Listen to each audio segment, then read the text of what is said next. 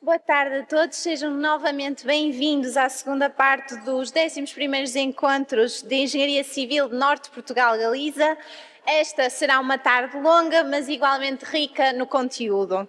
Pedimos a todos os intervenientes que cumpram ou tentem ao máximo cumprir o seu tempo de intervenção, que é para que a tarde possa correr da forma mais fluida possível. E para não demorarmos mais, avançamos com o segundo tema do dia, dedicado à água e energia e o valor estratégico das infraestruturas hidráulicas. Para a primeira intervenção, chamo o keynote speaker, Pablo Vila, Diretor-Geral de Planeamento Energético e Minas da Junta de Galícia.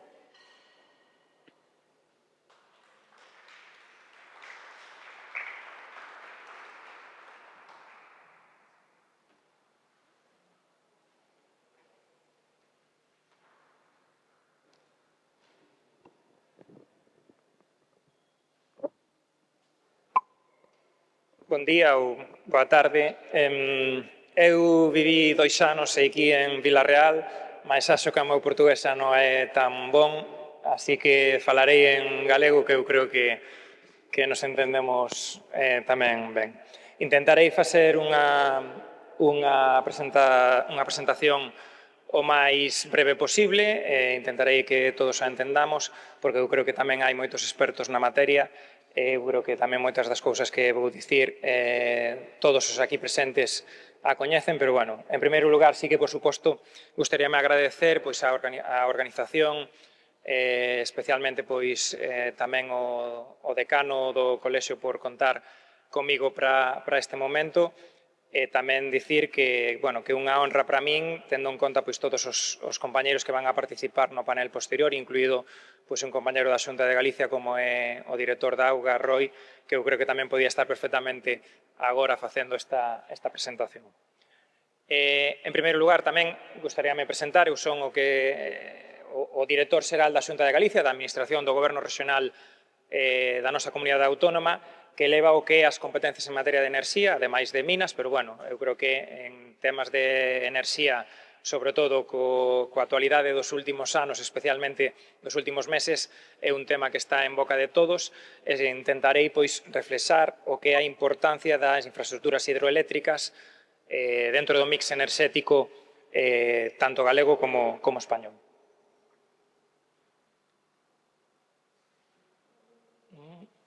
Non sei por que non vai.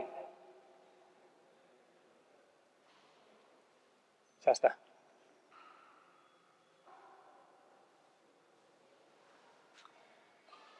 Bueno, en primeiro lugar, pois, sí que gustaríame facer unha referencia a que dentro do que é o mix enerxético por parte de todas as administracións establecense unha folla de ruta respecto do que o que temos que conseguir, os pasos intermedios que temos que acadar para conseguir esa tan ansiada neutralidade climática a metade de século.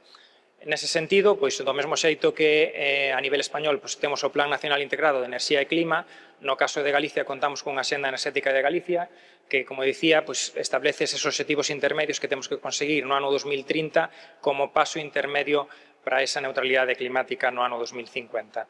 Nese sentido, sí que pois, é unha xenda que se establece como dentro dos principios estratégicos que temos na comunidade autónoma, dentro dun eixe 2 relativo ao medio ambiente e a adaptación ao cambio climático.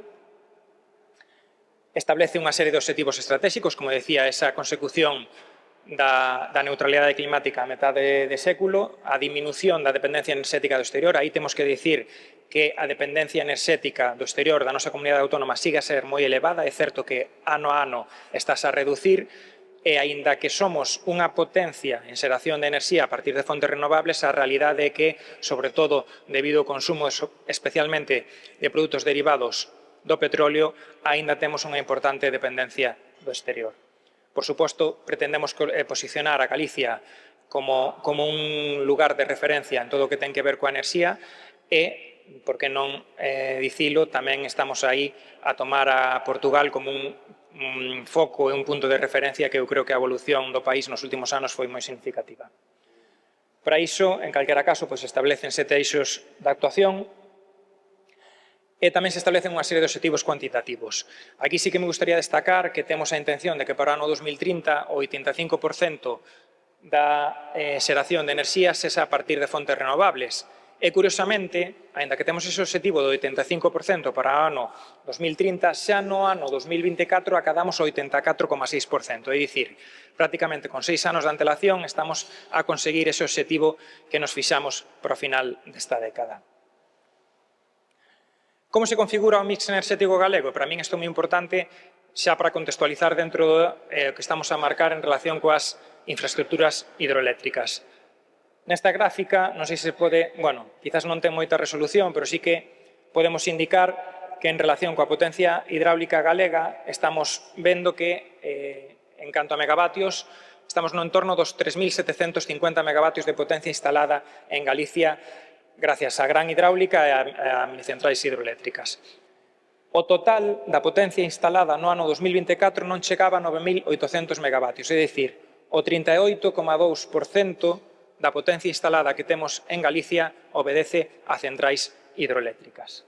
Ese 38,2%, en cambio, se falamos non de potencia, senón de electricidade neta xerada, é unha porcentaxe que se incrementa. É dicir, frente a ese 38,2%, a electricidade que se xera gracias ás grandes centrais hidroeléctricas e ás minicentrais acada o valor do 44%. É dicir, eso supón...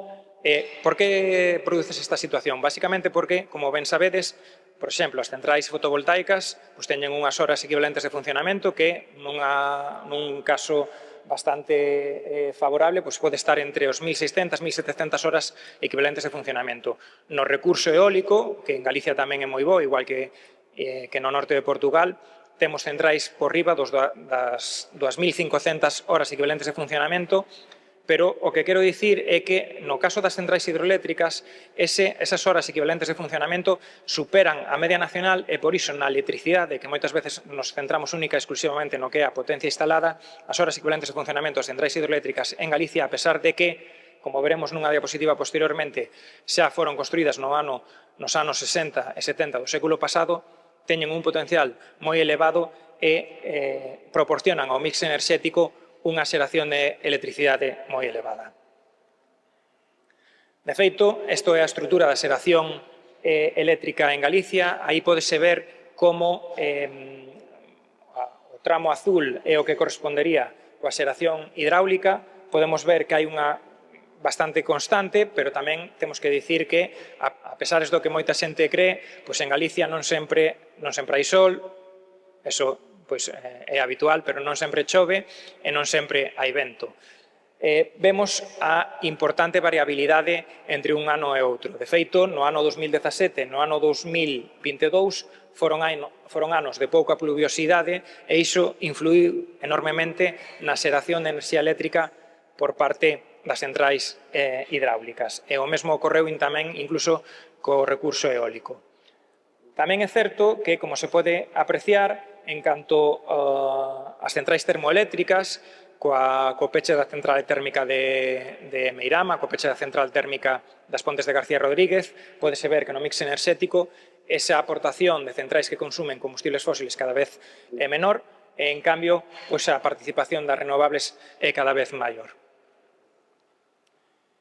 Como dicía, a xeración hidráulica por comunidade autónoma, se distinguimos entre as 17 comunidades autónomas que temos en España, hai que dicir que sempre en Galicia estivemos entre as dúas primeiras. Aí, Castela e León, algúns anos sí que tivo unha xeración maior, pero tamén hai que dicilo, a súa potencia, refirmo ao que comentaba antes, a súa potencia instalada sí que é maior que a de Galicia, pero en cambio a xeración de enerxía, debido ao potencial que temos na nosa comunidade autónoma, coas horas equivalentes de funcionamento, sempre motiva que esa pequena diferencia en potencia instalada a compensemos coa xeración de electricidade debido ao tempo de funcionamento. En calquera caso, aquí podes apreciar como as centrais hidráulicas galegas, a diferencia do que ocorre se as comparamos coas do resto de España, sí que teñen unhas horas equivalentes de funcionamento moi superiores ás que as do resto do territorio español. Isto obedece a ese potencial que temos na nosa comunidade, a pesar de ser centrais hidroeléctricas que en moitos casos xa foron construídas xa fai máis de 60 anos. En calquera caso, como dicía, pois é certo que o que establecen todas as administracións son esas follas de ruta intermedias onde se establecen esos obxectivos intermedios que temos que conseguir a finais desta década. Como dicía, no caso do Estado español está o Plan Nacional Integrado de Enerxía e Clima. En ese sentido, pois hai unha aposta bastante importante pola hidráulica, pero tamén fundamentalmente polo almacenamento. Eu creo que moitos dos que estamos aquí pois somos enxeñeiros de camiños, enxeñeiros civis. Ao longo dos nosos estudos sempre se di que o potencial hidráulico pois xa está prácticamente alcanzado. De feito, nas anteriores diapositivas podíase apreciar como a evolución nos últimos anos de potencia instalada de centrais hidroeléctricas cada vez pois era ínfima. De feito, nos 10 últimos anos creo que o incremento de potencia instalada foi de aproximadamente 30 e 40 megavatios dos 3.750 que temos instalados. Eso xa demostra que ese potencial máximo en moitos casos xa foi alcanzado, pero sí que a través do PNIEC sí que queda reflectido a importancia de apostar polo almacenamento. A importancia do almacenamento para nós, incluso como administración galega, é máxima, e non é porque estemos preto das barraxes do Alto Támega, pero sí que a realidade é que estamos a ver como a importante evolución da penetración da fotovoltaica no mix enerxético cada vez hai un menor acompasamento entre a demanda e a oferta. A única maneira, xa non desde un punto de vista técnico, que tamén de conseguir unha maior penetración de renovables no mix enerxético, pasa por apostar polo almacenamento. E digo non só desde un punto de vista técnico, que eso dende logo tamén, senón tamén desde un punto de vista económico. O que estamos a ver é que a día de hoxe ese apetito que había por desenvolver proxectos de fotovoltaica ou eólica cada vez é menor, porque pois hai unha serie de factores que quizáis non é o momento de explicar, pero o que se denomina a curva de Pato ou apuntamento, que o que demostra é que o modelo de negocio, en moitos casos, coa fotovoltaica xa non sae, e a única maneira de que se permita unha maior, como dicía, penetración deste tipo de proxectos e sigamos apostando por esa descarbonización da economía, pasa por tamén apostar polo almacenamento e así acompasar esas curvas de oferta e demanda e permitir esa maior xeración de enerxía a partir de fontes renovables. En calquera caso, aquí podese ver a evolución da potencia instalada de enerxía eléctrica, onde se ve tamén a hidráulica, o bombeo mixto e o bombeo puro. Comentábamos antes desta pequena ponencia que en Galicia, aínda que temos un importante potencial xa acadado en canto que as centrais hidroeléctricas en funcionamento, sí que hai moitos casos onde, como xa temos uns depósitos construídos, aproveitando as infraestructuras actuais, sí que se poden desenvolver novos bombeos que dean resposta ás necesidades que ten ese mix enerxético. Obxectivos de potencia eléctrica bruta, aquí non se ve moi ben porque non recoñece o ordenador, parece ser a tipografía de letra, pero tamén se pode ver a comparativa entre os obxectivos que se teñen en España e en Galicia para o ano 2025 e o ano 2030. Aí sí que gustaríame destacar como, por exemplo, pasamos de que en almacenamento, no ano 2019 en España tiñamos 6.400 megavatios de potencia instalada, no ano 2025 querese chegar a 8.800, pero para o ano 2030 xa co PNIEC na versión inicial xa se marcaban 18.500 megavatios. Unha potencia moi elevada e que, por suposto, precisa de apostar polo bombeo como unha vía alternativa que ten que dar esa resposta ao almacenamento a medio prazo e estar en sinerxia, por suposto, cos proxectos de baterías que agora tamén están tan de moda. Aquí podese ver tamén ese parque de xeración no escenario do PNIEC, que houve unha revisión no ano 2023, onde foise máis ambicioso respecto dos obxectivos que se tiñan que acadar para o ano 2030, e tamén podese ver como hai esa clara aposta por almacenamento chegando aos case 19 gigavatios de potencia instalada. E xa un pouco para rematar, que me quedan escasos 2 minutos, si me gustaría facer referencia á situación vivimos no pasado 28 de abril. Eu creo que pois, no ámbito enerxético todos aqueles que vivimos un pouco metidos neste sector pois foi un día moi significativo que tivemos que xestionar unhas situacións que non foron sinxelas e doadas. Aí, pois, creo que ao longo da miña presentación quedou claro todo o que aporta as centrais hidráulicas o que é o mix enerxético, pero tamén aportan estabilidade á rede. Nese sentido, pois, eu tamén comentábamos antes desta pequena ponencia que hai moitos informes, moitas teorías acerca do que ocorreu o pasado 28 de abril. O único que reflito aquí pois, son unha serie de datos obxectivos, que eso non require de ningún tipo de interpretación, pero é certo que pois, cando o 28 de abril, entre as 12:33, as 12 horas e 33 minutos, pois, produciuse o apagón, había unha necesidade de, se non me equivoco, 26.000 megavatios, dos cales pois, se respondían con un 53% de xeración fotovoltaica. Non é o máis habitual, a xeración fotovoltaica é un 10% de eólica que había, pois supuña case 2/3 partes de xeración a partir de fontes de enerxías renovables que non aportan inercia ao sistema. Nese sentido, pois eu creo que unha das principais cuestións que se puso en manifesto foi a importancia de que había que apostar máis polas nucleares, máis polas centrais hidroeléctricas. En ese sentido, eu son un firme defensor de que non debemos demonizar, por suposto, as renovables, pero sí que temos que ter en conta cales son as vantaxes e os inconvenientes de todas esas tecnoloxías. En ese sentido, pois as centrais hidroeléctricas, do mesmo xeito que consideramos que quizáis tiñan que ter unha maior presencia no mix enerxético no momento no que se produciu o apagón, tamén desempeñaron un papel fundamental no proceso de reposición, especialmente todo o que foron as centrais hidroeléctricas galegas da conca do Miño-Sil.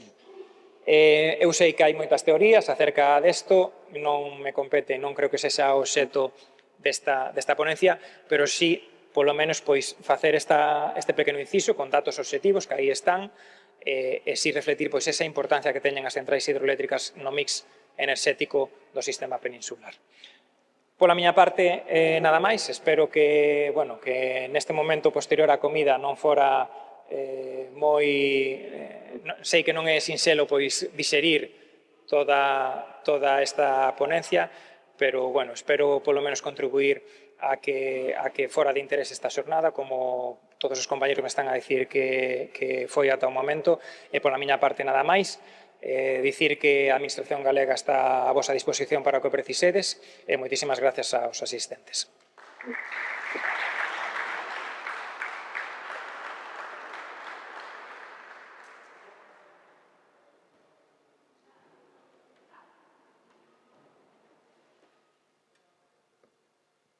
Muito obrigada pela intervenção. Prosseguimos chamando agora Ana Paula Moreira, diretora de Engenharia na EDP Geração Portugal, para a sua intervenção.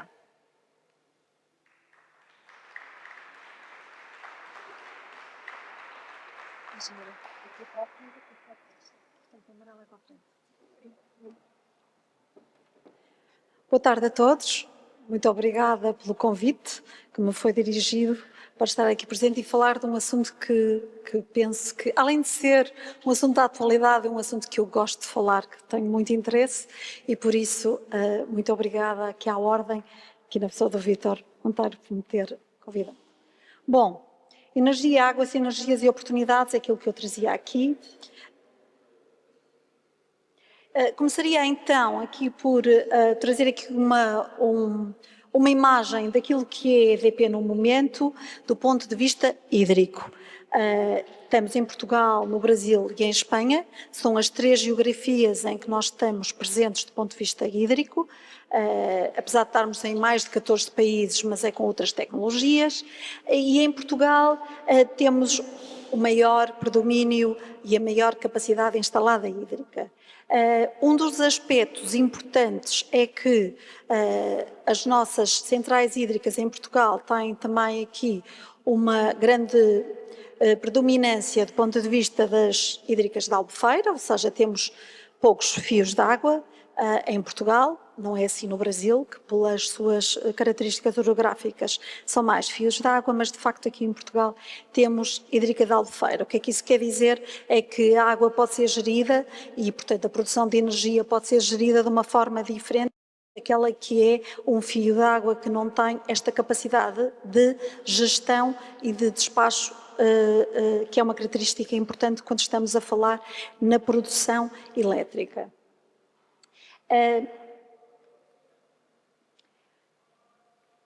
E, pegando um bocadinho naquilo que foram as palavras do anterior orador, que referiu a curva de Pato, cá está ela, a curva de Pato, para quê? Porque é que eu a trouxe? Só aqui para referir que, de facto, e vemos ali aquela curva, que temos aqui 24 horas de um dia, e que mostra, na verdade, em que temos dois picos grandes, no início e no fim da tarde, e depois temos o preto, é 2015 e o verde é 24, estamos a falar em menos de 10 anos e que é uma evidência muito clara de haver então esta diferenciação entre os picos e as cavas, tipicamente ao meio-dia, que são consequência da integração maior de fontes renováveis não despacháveis, nomeadamente o solar.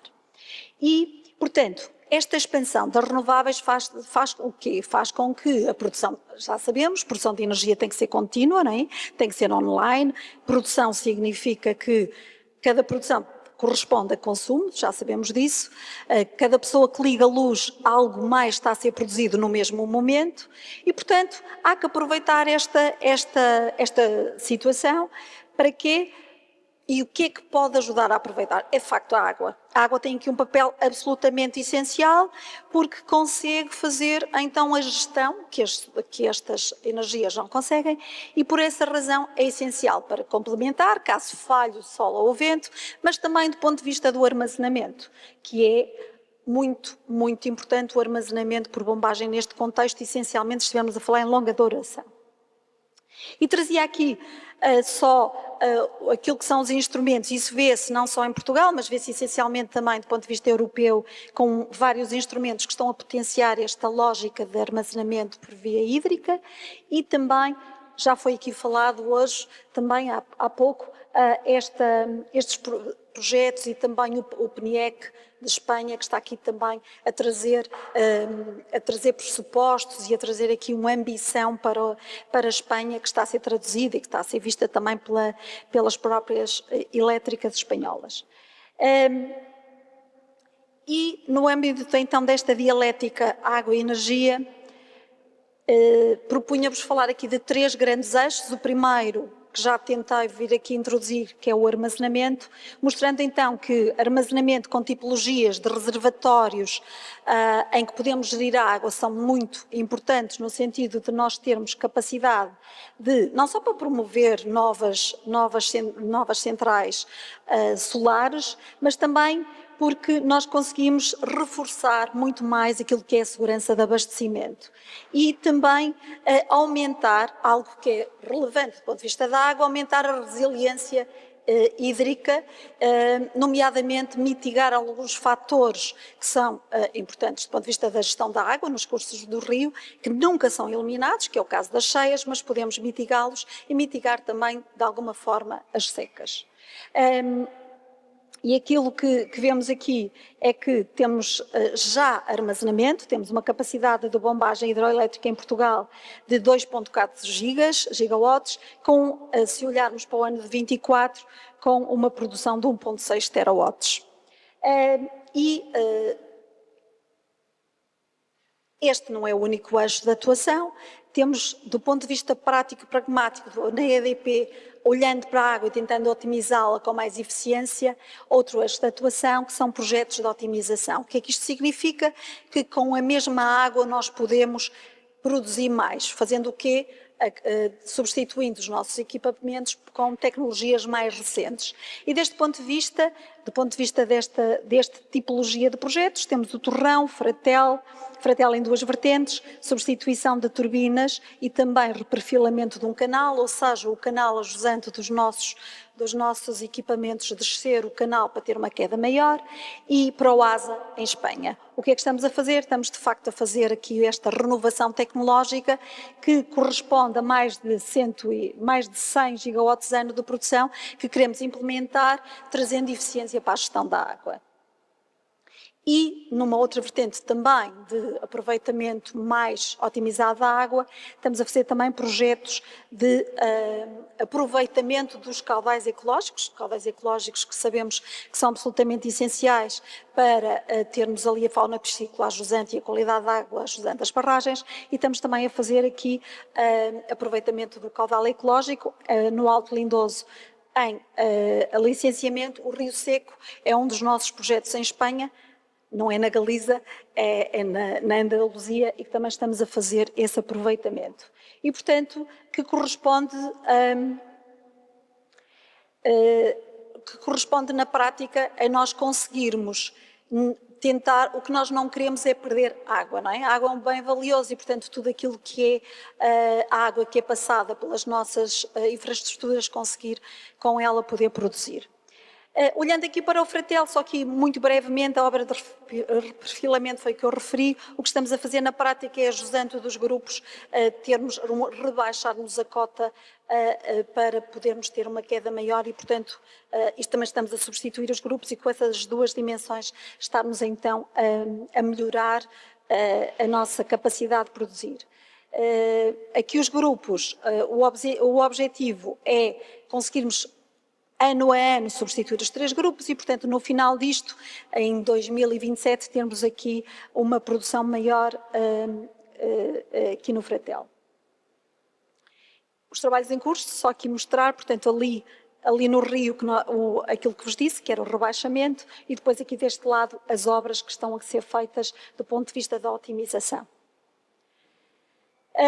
Rio Seco, como vos disse, é uma barragem na Andaluzia e aqui está, é uma central hidroelétrica muito pequenina, estamos a falar de algo muito pequenino porque são aproveitamento de caudais ecológicos e aquilo que fizemos foi de facto fazer aqui este aproveitamento.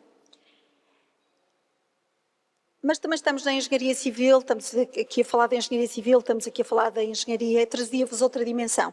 Não só as dimensões de obra, mas também dimensões de previsão. Porquê? Porque a gestão da água também deve ser acompanhada por melhor utilização, por uma utilização mais eficiente. E para esse efeito, nós estamos a desenvolver, aqui internamente na EDP, modelos de previsão que partem daquilo que são as nossas redes hidrometeorológicas, partem de previsões meteorológicas, que temos aqui vários fornecedores, e estamos a desenvolver modelos hidráulicos, modelos de hidrologia, que nos permitam ser mais capazes de perceber qual é que vão ser os próximos 3 dias, no caso de cheias é muito relevante, e quais é que vão ser os próximos 10 dias. É um grande desafio, não é um desafio fácil, porque não é algo que seja fácil nós conseguirmos ter uma performance elevada, desde logo porque do ponto de vista meteorológico sabemos que a meteorologia também falha, portanto, mas é algo que estamos a considerar com um eixo de atuação muito forte, porque consideramos que vai ser muito relevante do ponto de vista então da gestão da água. E, por fim, se trazia só este slide que mostra um output daquilo que é esta plataforma de previsão, o Waterboard, e aqui mostra alguns dias de maio em que fizemos já com a previsão e com o real, mostrando que nós estamos nos aproximar, embora com os desafios normais destes contextos, mas estamos nos aproximar da realidade e, portanto, é algo que nos agrada. Ainda não temos em todas as barragens, mas estamos a progredir neste sentido. Nós estamos sozinhos, estamos com vários fornecedores, estamos com a FEUP também, estamos com a IST e, portanto, é algo que nos agrada, é algo que não tem paralelo em muitos outros sítios. Todas as elétricas, se calhar, estão a olhar para isto. Há quem vá por métodos mais de inteligência artificial, nós também o fazemos, mas estamos a querer que a parte da hidrologia e da engenharia dê um contributo positivo, até porque o conhecimento das barragens, o conhecimento dos rios, da orografia, nós temos e pode ser muito relevante para estes resultados. E termino agradecendo Muito obrigada.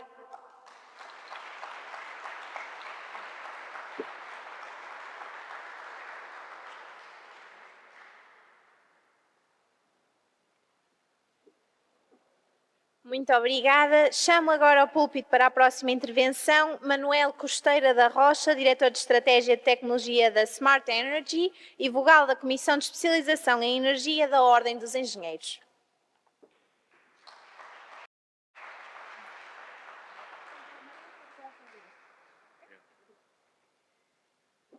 Muito bem, boa tarde a todos. É sempre complicado falar depois do almoço, mas eu penso que, tendo já resistido a 2 oradores, a minha tarefa estará mais facilitada neste momento. Muito bem, eu começo por agradecer o convite que me foi formulado pelo Colégio de Engenharia Civil. Eu sou um homem da eletrotecnia e da energia e, portanto, sinto-me aqui um bocadinho como peixe fora d'água, mas de qualquer maneira espero poder contribuir com alguns inputs diferentes para a discussão de hoje. A análise que vamos aqui fazer é uma análise muito, digamos, orientada por princípios ligados ao investimento, talvez menos um bocadinho à engenharia, mas de qualquer maneira penso que será importante ter em conta também estas dimensões para uma análise mais completa. Já que foi dito que há um nexo muito forte entre água e energia, tem sido, digamos assim, um aspecto tocado por vários oradores ao longo do dia e, efetivamente, fazer análise de investimento em empreendimentos hidroelétricos focados em produção de eletricidade é hoje diferente do que tem sido no passado. E, portanto, nós temos que ver aqui, digamos assim, uma análise necessariamente mais holística e mais abrangente, analisando a utilidade da água nas suas diferentes dimensões para além da energia tout court. E para além, dentro da parte eletrotécnica, para além da produção de energia de per se, incrementando, digamos assim, o modelo de negócio com outros revenue streams que iremos ver de seguida. As infraestruturas hidráulicas são muito importantes para a transição energética, como sabemos. Já aqui foi abordado este tema por vários oradores anteriores. É uma geração de energia de fontes renováveis, portanto, necessariamente mais limpa. Um aspecto que Portugal explorou muito no passado e que continuará a explorar, e quanto a mim muito bem, a hidroeletricidade e as barragens são enablers para a transição energética, portanto, já no passado nós usamos muito a capacidade de bombagem para armazenar energia produzida por fontes renováveis, nomeadamente a eólica, e, portanto, esta capacidade de enabler das infraestruturas hidráulicas é sempre um aspecto que devemos ter em conta nas nossas análises mais holísticas. Obviamente que a capacidade de storage é absolutamente fundamental e hoje torna-se mais fácil perceber que a estabilidade da rede tem muito que ver com a utilização de centrais hidroelétricas e desde o dia 28 de abril isto tornou-se mais evidente para as pessoas. Não vou detalhar aqui muito a questão da importância das centrais de bombagem, porque já muitos outros o fizeram. De qualquer maneira, é absolutamente fundamental termos em conta, e irei falar nisso mais à frente, que hoje é muito difícil nós estabelecermos projetos de grande capacidade de armazenagem que não sejam centrais de bombagem. E, portanto, esta constatação deve naturalmente levar os nossos decisores políticos a uma orientação estratégica mais pragmática para que, efetivamente, a componente armazenagem seja conseguida de forma eficiente e de forma também, do ponto de vista económico, que seja também eficiente do ponto de vista económico. Uma estatística muito rápida para percebermos que as outras tecnologias renováveis estão com uma expansão fortíssima, mas também ao nível das centrais hídricas e, em particular, das centrais hídricas com bombagem, há uma evolução que podemos considerar positiva. Não é digamos, uma evolução disruptiva, no sentido de que o paradigma se muda em pouco tempo, ou em poucos anos. De qualquer maneira, à direita vocês veem a evolução recente que houve ao nível das centrais com bombagem e, portanto, há já aqui uma indicação no sentido positivo que foi mencionada antes por outros oradores. Apenas para informação de um relatório que depois sugiro que vejam com algum cuidado, Portugal a aparecer no mapa de adições importantes de centrais hidroelétricas em 2024, fruto precisamente das centrais do Tâmega. Que desafios temos? Temos bastantes desafios, como naturalmente já fomos percebendo ao longo desta manhã. Há dois que eu gostava de salientar e que também já aqui foram referidos, mas gostava de os aprofundar um pouco mais. A questão da variabilidade hidrológica, portanto, nós cada vez mais sentimos que há oscilações grandes. O ano de 2017 e 2022 mostraram-nos que, efetivamente, há períodos em que há hoje em dia bastante menos água do que havia no passado. E depois, um outro aspecto que também aparece facilmente perceptível nesta imagem, existem um conjunto de barragens, de centrais, que começam a apresentar alguma idade e, naturalmente, que este aspecto, que de resto foi comentado pela Presidente do LUNEG, este aspecto merece atenção e, naturalmente, obrigará a que haja um redirecionamento do investimento também para a atualização e reconversão de centrais já existentes. Aliás, ainda antes de mim, a Ana mencionou esse aspecto em algumas centrais da EDP. A seca pode ser vista de várias maneiras. Por um lado, podemos eventualmente pensar como sendo possível termos uma infraestrutura construída que pura e simplesmente deixa de ter utilidade porque deixa de ter água. É uma possibilidade que em alguns sítios raros, digo eu, pode acontecer.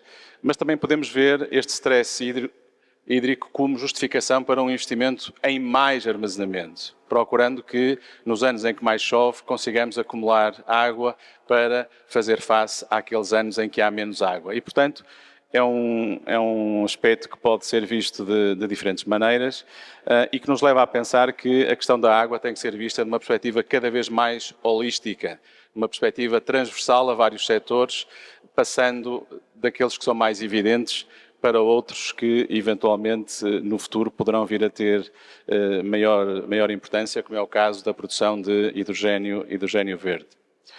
Há claramente uma competição entre as diferentes utilizações da água, não tem necessariamente que ser assim, mas em todo caso, quando nós prevemos investimentos nesta área, temos naturalmente que ter em conta que, tal como nós estamos interessados neste recurso, outros também poderão estar para utilizações diferentes, diversas, algumas das quais até têm eventualmente prioridade face à utilização que nós lhe queremos dar.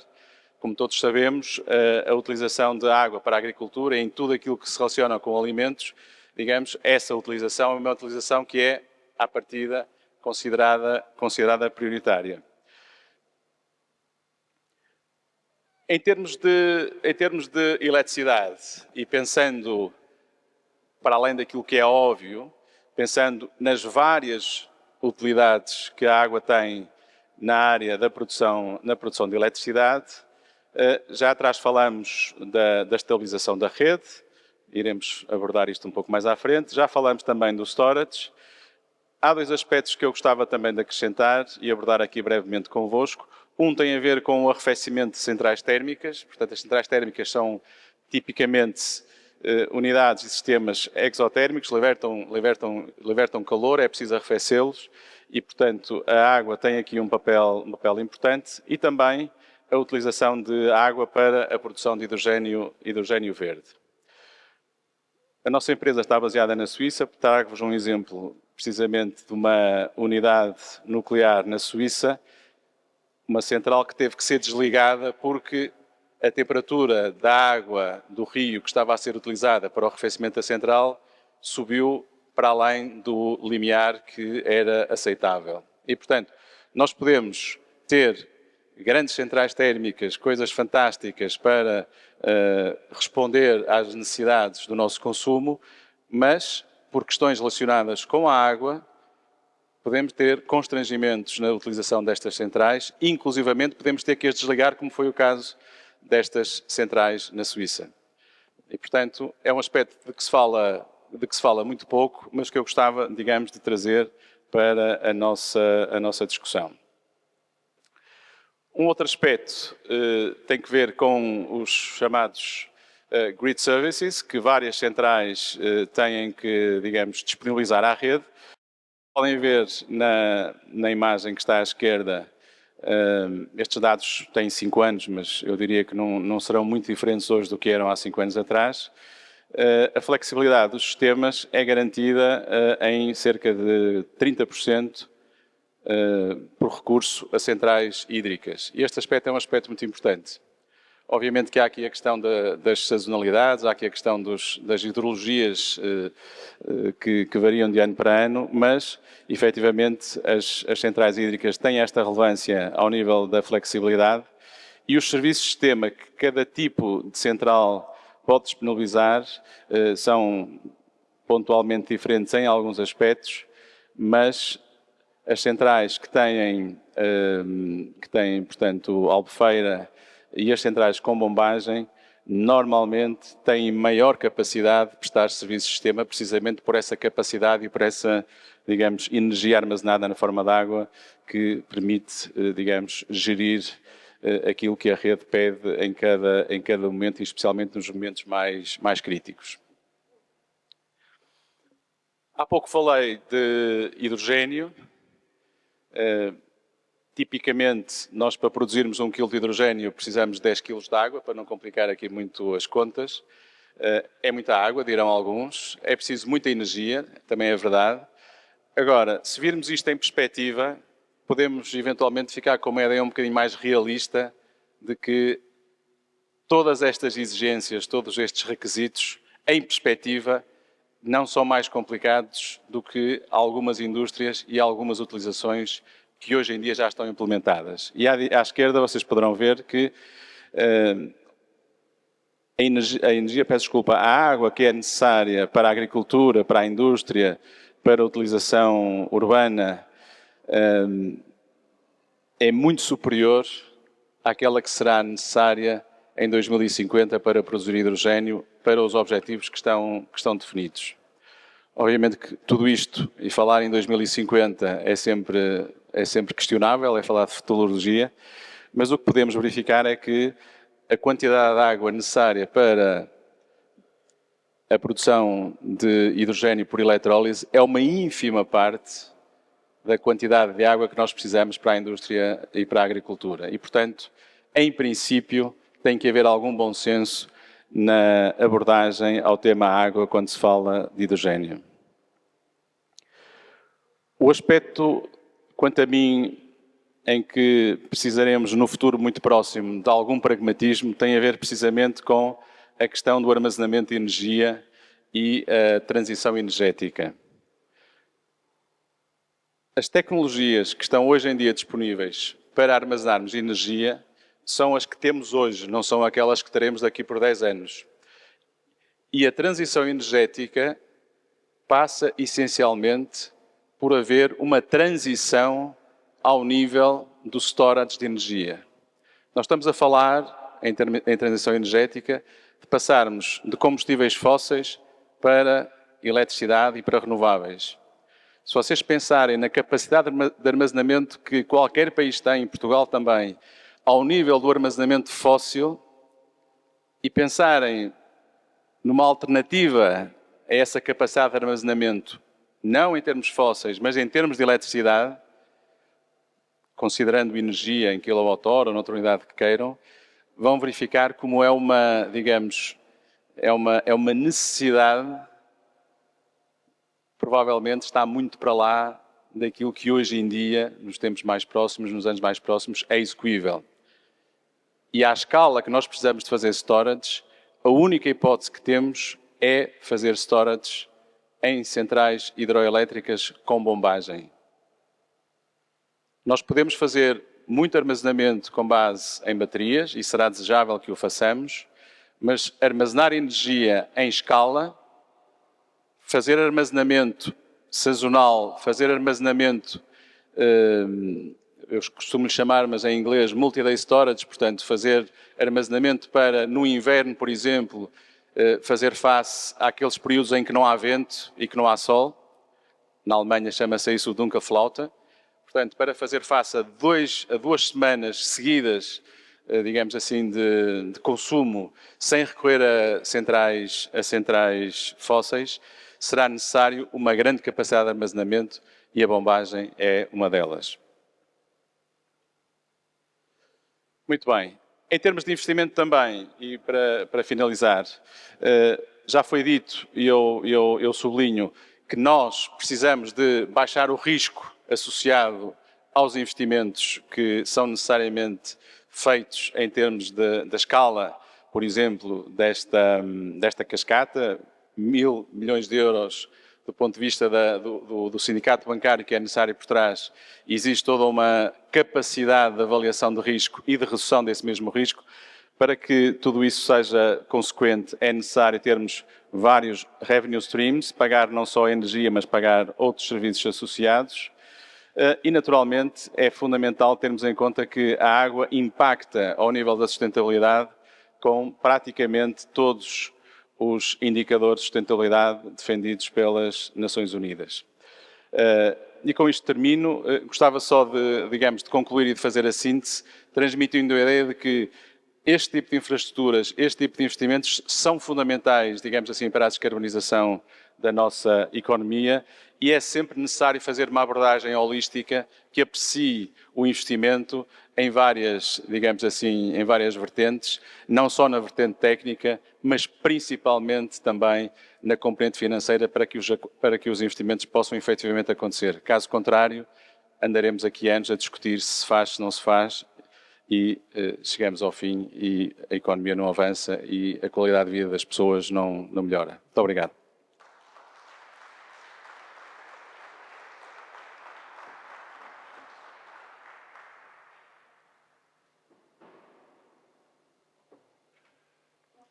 Muito obrigada. Continuamos assim esta sessão de apresentações, chamando o Rui Fernandes Año, diretor de Águas da Galícia.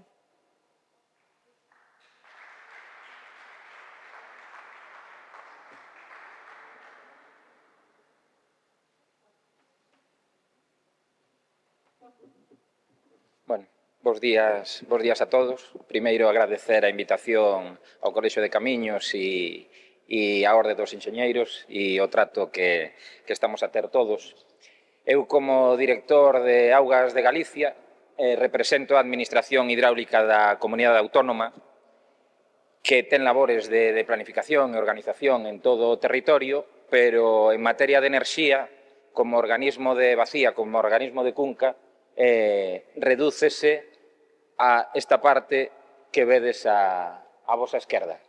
Estamos a falar máis ou menos da metade do territorio, son todos aqueles ríos que nacen e desembocan nas costas galegas e máis ou menos alrededor de 2 millóns de habitantes. É unha zona que está dividida en 19 territorios por cada un dos ríos principais, como poden ver aí. É unha zona con moito caudal, pero ao final cunha orografía un pouco máis tendida, menos montañosa, co cal a produción sobre ese mix que falaba antes o compañeiro Pablo, pois é moi pequena en relativo. De feito, se estaba a falar de que en Galicia se producían máis de 3.700 megavatios e na parte de Galicia Costa estamos en 575. Si ben é certo que, como comentaba tamén o meu compañeiro, estamos a falar de instalacións dos anos 60, 70, salvo aquelas grandes que sí que están en permanente desenvolvemento e hai unha capacidade de crecemento a nivel producción e a nivel tamén potencia instalada moi grande. Agora mesmo o que temos son 74 aproveitamentos hidroeléctricos en explotación. Todos eses que poden ver aí diseminados polas 19 unidades de xestión. Por cada unha desas unidades de xestión, pois esa é a potencia instalada e a enerxía que estamos a xerar. A zona central que vían antes, a zona do Tambre, a zona do Ulla, son as que están a xerar maior potencia. E por arriba, a zona do Eume e o Zarzo. Por potencia instalada, de todas as instalacións que temos, das 72 temos 11 consideradas grandes centrales hidroeléctricas, que supoñen 403 megas, e despois 61 minicentrais. Das grandes, pois, como lle decía, son relativamente pequenas con respecto a todo o que poden ver aquí, con potencias que a que máis alcanza non chega aos 90 megavatios. Algúns dos exemplos das grandes presas son as que falaba, por exemplo, a do Tambre, na que hai 3 saltos conformados ao longo dos anos, nas que imos acumulando potencias que chegan a eses 90 megavatios. Hai eses 3 saltos que poden ver aí con esa configuración. Outras das centrales grandes, de alrededor dos 50 megavatios, é a que hai no río Eume, cunha produción anual, pois, alrededor dos 240 gigavatios. Temos unha chea tamén de minicentrais con potencias instaladas inferiores a 10 megas e poño aquí algún dos exemplos, con caudais de 9 metros cúbicos segundo, caudais moito máis pequenos como este salto do Pombeiro. E cal é o futuro que temos no noso sector? Ao final, e un dos puntos importantes, o que temos que ter claro que hai unha regulación normativa que nos traslada a Europa, que nos ven a dicir que temos que ser moi escrupulosos cos obxectivos ambientais que afectan as masas de auga.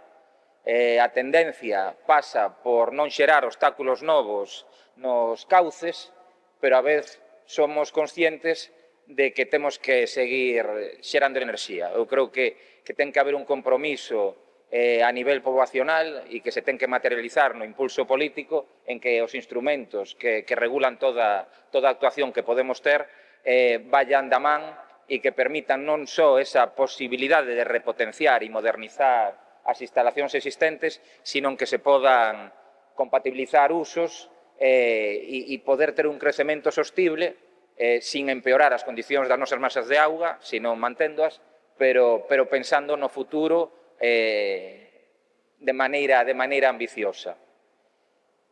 Que estamos a facer polo de agora? Pois en pequenos aproveitamentos hidroeléctricos, con plazos concesionais aínda lonxe dese límite que hai tamén normativo dos 75 anos, estamos permitindo repotenciacións nas que se cambian eses equipamentos dos anos 60 e 70, como pode ser unha minicentral que temos no río Furelos, que tiña unha potencia moi pequerrecha de 0,5 megas e a triplicamos, non?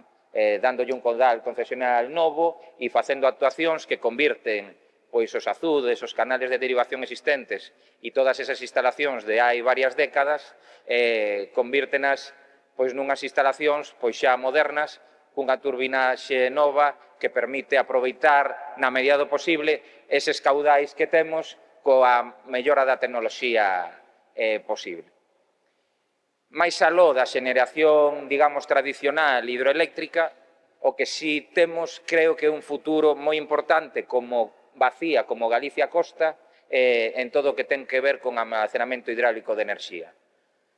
Como saben, bueno, en España, a partir do decreto de Ucrania, pasa a ter un uso prioritario por encima da xeración convencional e o que nos atopamos en Galicia Costa xa son instalacións que viñan a emplear xeración térmica e demais con os lagos como os das Pontes ou como presas como poden ser a de Meirama, na que se ve capacidade de empregar como balsa inferior esa masa de auga e aproveitar toda esa orografía, esa diferencia de nivel que pode haber nas instalacións para almacenamentos hidráulicos de enerxía. E aquí sí que falábamos antes de que tiñamos pouca potencia instalada, pero aquí sí que nos atopamos con solicitudes como organismo de Vacía de concesións importantes, concesións da orden de 300, 400 megavatios tanto no lago de Meirama, da que falará despois un compañeiro, en moito máis detalle, no lago de Aspontes,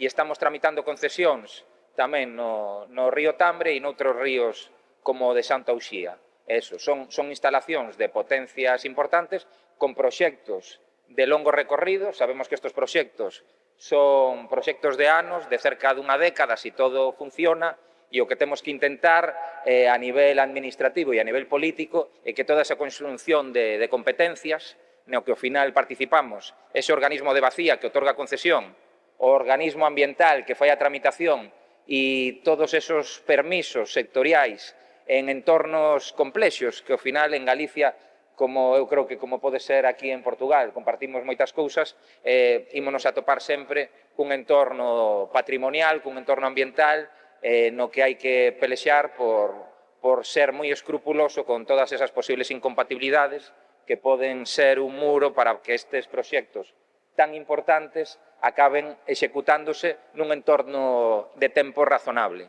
Antes expoñía a Pablo ese entorno do 2030, no que é certo que xa estamos a cumplir con ese 85% de enerxías renovables, pero en cambio no almacenamento, si vemos os números que se están a plantexar, con proxectos deste estilo que están o que máis avanzado pode ser, como dirá despois o compañeiro, falando de Meirama, ese está en tramitación ambiental. A tramitación ambiental, pois supoño que se demorará do entorno de ano e medio funcionando todo, e o proxecto, pois, para que este no 2030, creo que non vai ser. Pero, bueno, temos que ver que se non se cumple con ese horizonte temporal, os horizontes temporais non se demoren moito máis para poder cumplir cos obxectivos que temos todos. Estas son as ubicacións das solicitudes de bombeo reversibles nas Pontes, Meirama, no Tambre e nos Sallas, en Monte da Ruña, asociados xeralmente a antiguas explotacións enerxéticas, digamos, que ademais coinciden con zonas de transición xusta, co cal debería haber moito impulso porque todas estas actuacións volvan a revertir en xeración de sinerxias a nivel social, a nivel económico e demais nestas comunidades.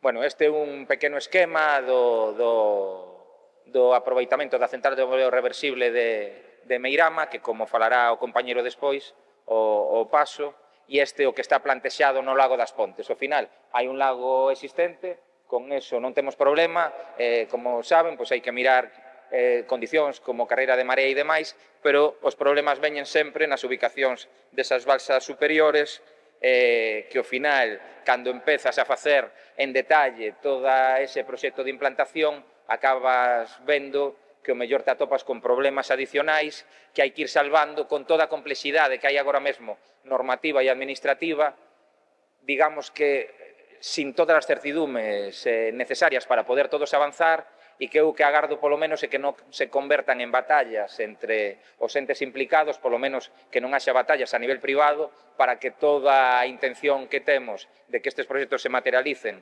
nun curto relativo plazo de tempo, pois cheguen a bo curso como queremos.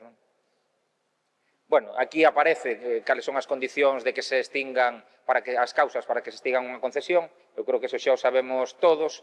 Simplemente sirve para falar do entorno do futuro, non? De un organismo de vacía como pode ser Augas de Galicia, no que ao final van caducando concesións antiguas, concesións moitas delas pequenas, revertindo a administración, e o que intentamos é iso, compatibilizar eses obxectivos de masas de auga que buscamos, pero sempre que podamos poñer no mercado de novo instalacións que se poden mellorar e que poden revertir nesa mellora do mix enerxético que estamos a producir, pola parte do goberno galego van estar sempre de volta ao mercado.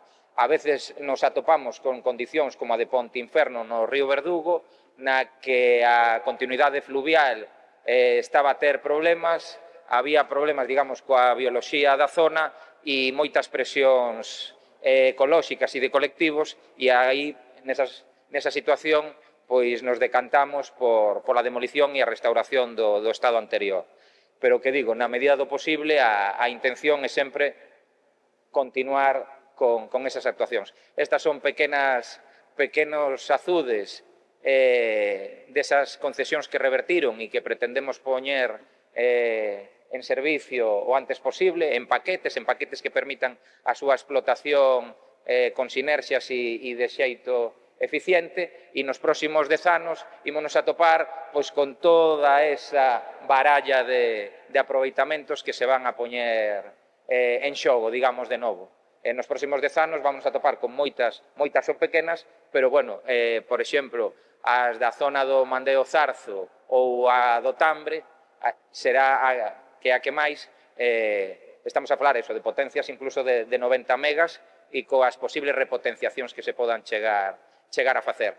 Por eso, aí se ve como nese sistema 6 que a do Tambre está casi o 90% da produción actual que se pode volver a poñer en xogo, digamos.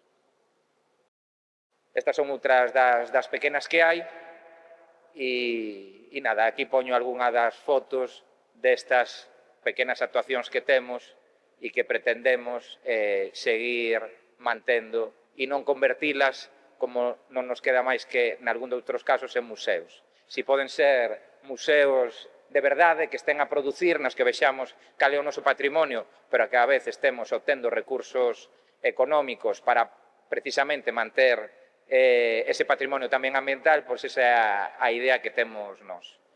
E, sin máis, moitas gracias a todos.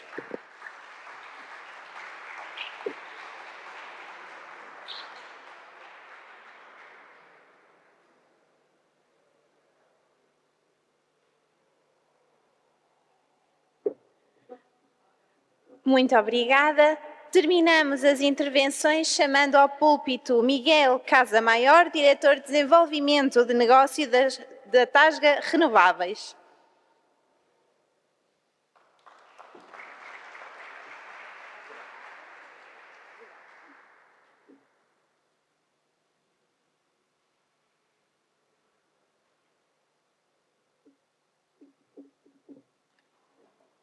Boa tarde. En primer lugar, muchas gracias a Orden de Enseñeiros, al Colegio de Ingenieros de Caminos y a la ciudad de Vila-real por acogernos hoy aquí. Voy a desarrollar mi presentación en español. Lo intentaré hacer en un modo que se me entienda.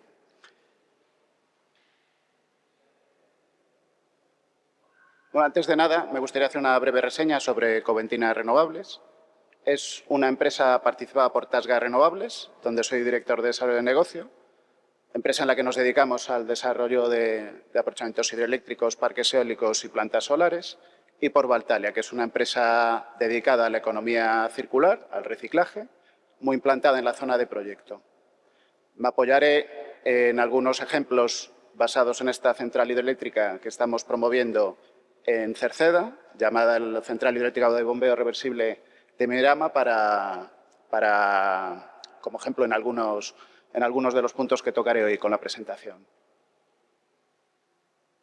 Bueno, la verdad es que cuando me invitaron para hablar del valor estratégico de las infraestructuras hidráulicas, pensé en primer lugar en el almacenamiento hidráulico de energía. Y esto es así porque es todavía una asignatura pendiente. Y lo haré desde varios puntos de vista, no solo el puramente técnico, que ya hemos visto a lo largo del día y ayer en la visita. ¿Dónde estamos? Bueno, pues la verdad es que estamos en un momento de transición, en la que estamos cambiando el modelo energético, descarbonizándolo. Para ello estamos integrando en los sistemas energéticos y eléctricos fuentes renovables, y eso, pues, además de conseguir los objetivos de descarbonización de la economía y una mayor independencia energética, pues está originando una serie de cuestiones no vistas hasta el día de hoy. ¿Esto qué implica? Bueno, ayer nos lo estaban explicando en la visita. Estamos instalando en la península ibérica potencia renovable a un ritmo nunca visto, del orden de varios gigavatios al año. Tengo aquí algunos datos. Yo creo que estamos de media en los últimos 4 o 5 años instalando 1 gigavatio anual de eólica, que viene a ser como una central nuclear, y 6 o 7 de solar fotovoltaica. 6 o 7 centrales nucleares. Y eso pues está descompensando, bueno, introduciendo en el mix una carga renovable que plantea un problema, que es la no gestionabilidad. Esto que estamos viendo es la curva de generación y demanda de un día cualquiera, ¿no? De esta primavera o de este verano. En color naranja vemos la energía solar, que se centra en el mediodía solar, ¿no? El área sombreada en verde es la energía eólica, en azul es la energía hidroeléctrica y en amarillo la energía proveniente de ciclos combinados de gas. Y la parte que viene pues, por debajo son generalmente bombeos e importación de energía, ¿no? Que actúa, pues al final es un consumo, pero actúa como generación negativa, ¿no? En la gráfica. Si la vemos, quitando la generación gestionable, vemos lo que le pasa al resto de la generación, que sí es gestionable, que es que tiene que afrontar unas rampas al inicio de la mañana y a la tarde, cuando llegamos cansados, encendemos la televisión, bastante pronunciadas. Durante el mediodía, además, la generación solar pues, tiene que verse limitada y origina vertidos de energía renovable que, en teoría, queremos introducir en el mix y no podemos. Y genera problemas no solo en las rampas, en las que la generación gestionable tiene que variar de forma muy rápida, principalmente a través de la energía hidroeléctrica y de los ciclos combinados, sino también a lo largo del día, en que representa un porcentaje muy bajo de la generación, porque debe prestar servicios al sistema para asegurar la estabilidad y la resiliencia del sistema ante eventos, pues ya lo comentaron en alguna de las ponencias anteriores, pues del apagón del 28 de abril.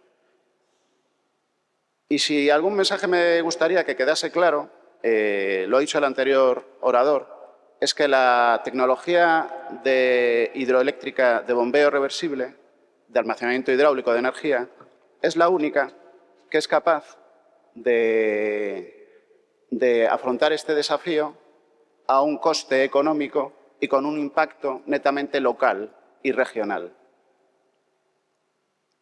¿Qué es una central hidroeléctrica de bombeo reversible? Bueno, lo vimos, este es el proyecto de Meirama, consiste en crear 2 depósitos.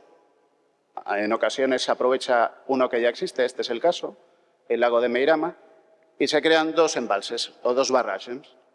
Se bombea energía en periodos en que existe exceso de energía en el sistema, principalmente por generación solar, y se turbina en aquellos momentos en que se necesita, en esas rampas que vimos antes.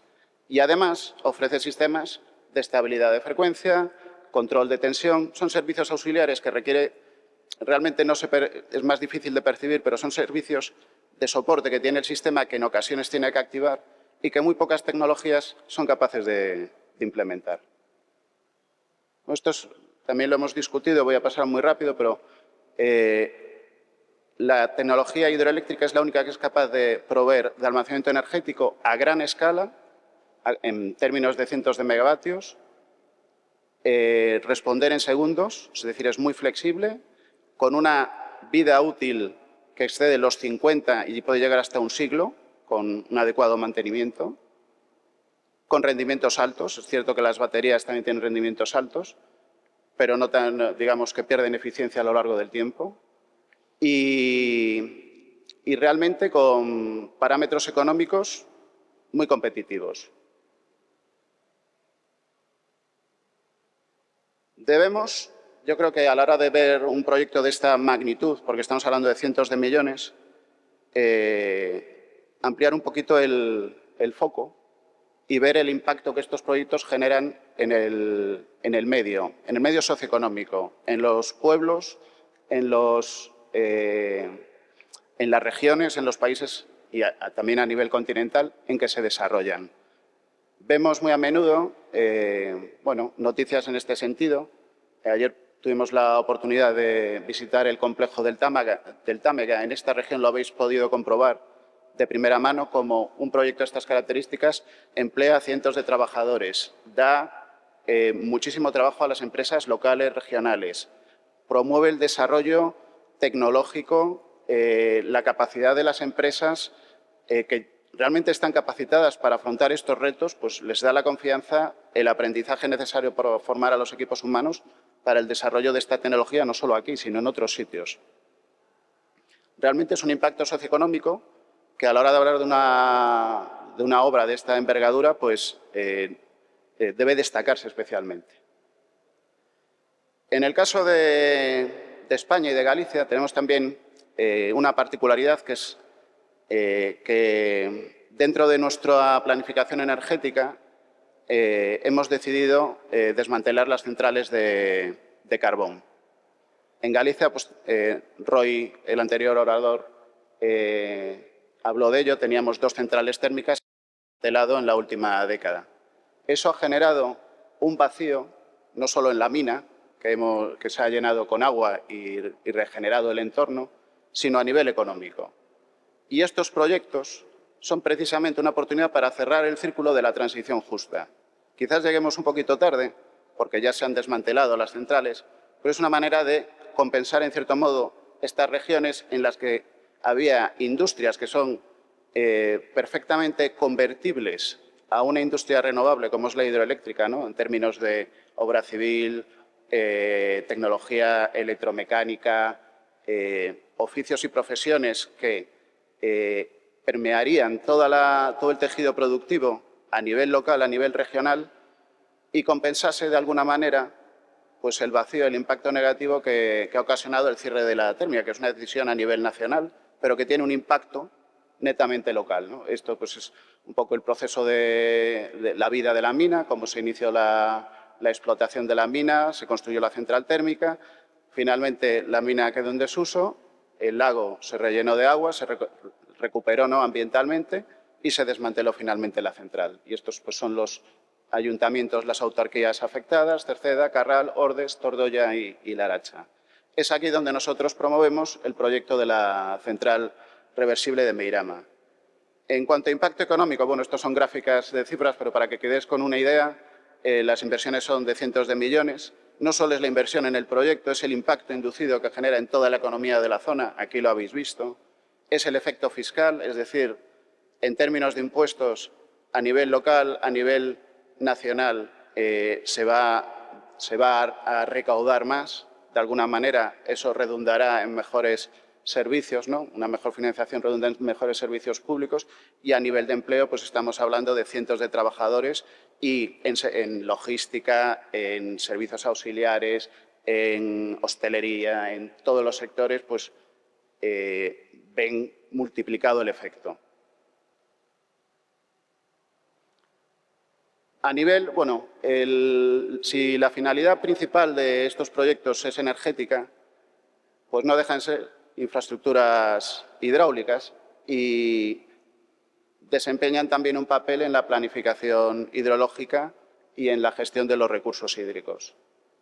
En el caso de Meirama, por ejemplo, el lago, que se rellenó después de finalizar la actividad minera, se puede emplear como, y así está previsto en la planificación del organismo de Cuenca, como una reserva en caso de sequía, para abastecer a todo el área metropolitana de La Coruña. Esto viene a equivaler más o menos la capacidad, la reserva existente, pues viene a suponer aproximadamente la capacidad del embalse principal del que se abastece el área metropolitana, que es el embalse de Cecebre. Y el proyecto pues contempla esta eventualidad, ¿no?, que haya una sequía y que tenga que proveerse agua desde esta reserva de agua artificial creada en el hueco de la mina, pues disponiendo la toma inferior pues a una cota tal que sean compatibles ambos aprovechamientos. Esto tiene un impacto ya a nivel regional. A nivel local, pues también hay cosas que se pueden hacer, porque, claro, un elemento, yo diría que imprescindible en estos proyectos, es que hay que trabajar muy cerca de los ayuntamientos, muy cerca de las autarquías y estudiar actuaciones que, si bien al proyecto no le pueden, son perfectamente compatibles, pueden implementarse. Nosotros venimos de firmar hace muy pocos días un convenio con el ayuntamiento que implica estudiar cómo proveer de agua potable un núcleo de población que está muy cerca de la balsa, aunque en otra cuenca, a elevada cota, que se abastece de pozos. En verano, cuando bajan el nivel de los acuíferos, pues tiene problemas de abastecimiento. Pues con una actuación muy sencillita somos capaces de generar un impacto, suplir una necesidad y, de algún modo, pues revertir el proyecto en algo muy pequeño. Además de lo que ya estamos hablando, pues esto no deja de ser una actuación pequeña, pues revertir en tener un impacto directo en la población que convive con el proyecto que está prácticamente al lado. Reserva de emergencia. Tanto Portugal como Norte de Portugal como Galicia afrontamos todos los veranos el reto de cómo pues, abordar la protección contra los incendios. Hay años en los que pues, es especialmente acusado este problema. Pues bueno, estas reservas pueden ser usadas perfectamente por los medios de extinción de incendios. Algunos embalses y balsas incluso pueden ser usados por hidroaviones, que son los que tienen más capacidad de extinción, creando pues, zonas en el interior del territorio en los que es difícil que esto ocurra, en otros embalses. En la costa, pues por supuesto, es mucho más sencillo, pues dando respuesta a otro reto que tenemos por delante.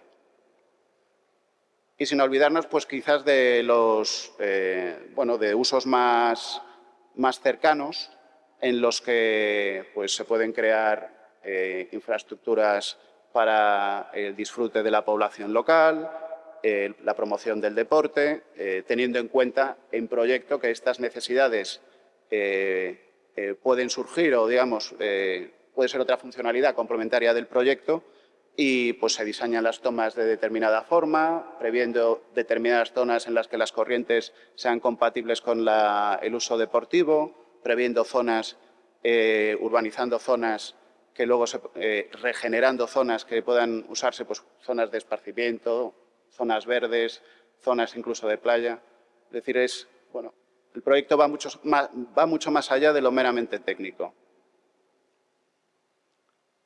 Y a nivel de impacto ambiental,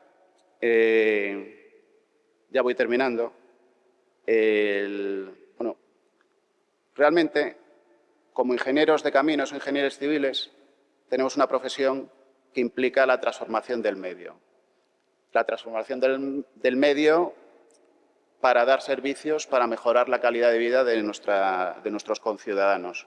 Esto tiene un impacto evidente en toda actuación, pero este impacto pues, tiene aspectos que es preciso corregir, pero también debemos destacar, y a veces no lo hacemos lo suficiente, que implican impactos positivos.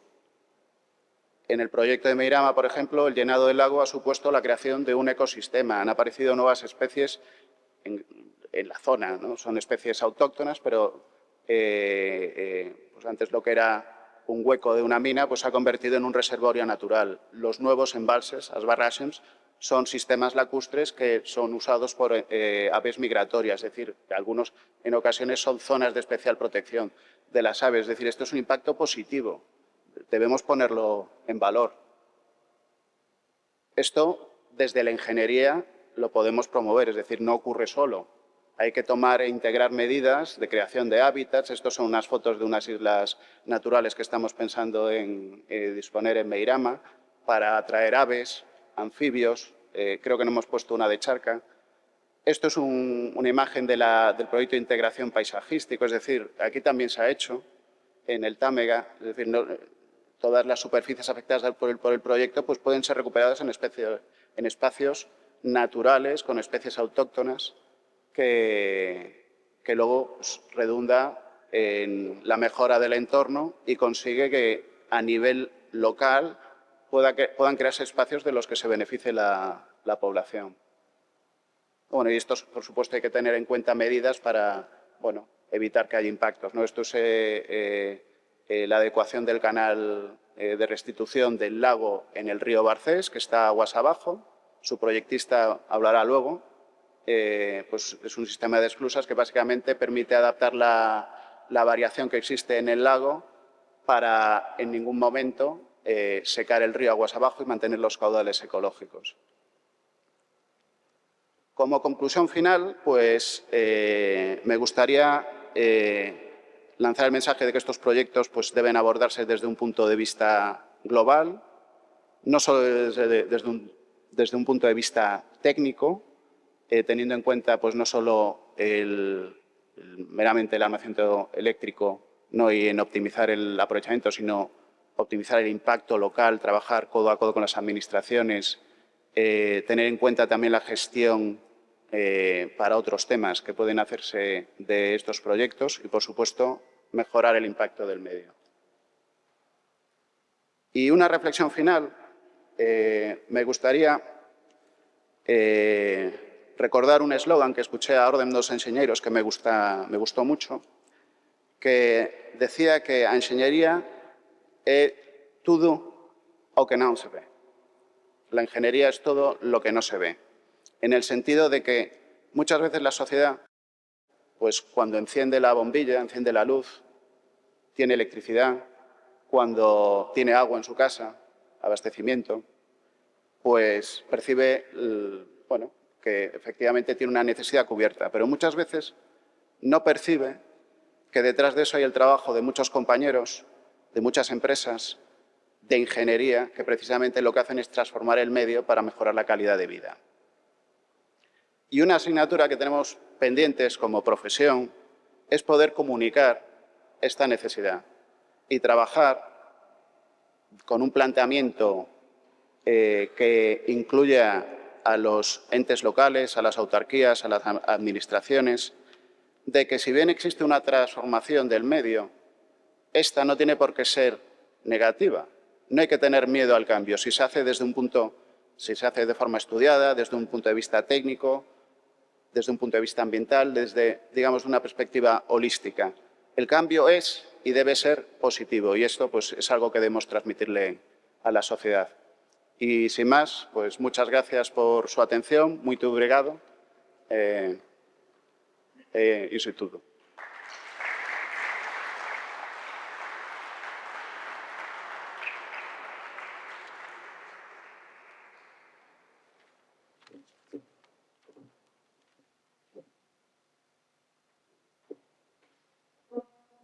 Muito obrigada. Prosseguimos então com a próxima mesa redonda, chamando para o palco o moderador Joaquim Poças Martins, professor e consultor, e os oradores Ana Paula Moreira, Manuel Costeira da Rocha, Roy Fernandes e Miguel Casamaior.